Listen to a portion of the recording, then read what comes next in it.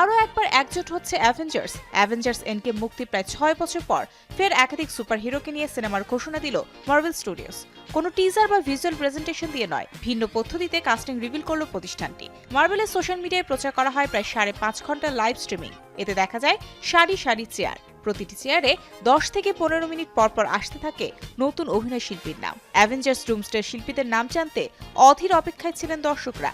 এই লাইভ স্ট্রিমিংটি দেখেছেন প্রায় 275 মিলিয়ন দর্শক, যা মার্ভেলের ইতিহাসে সর্বোচ্চ।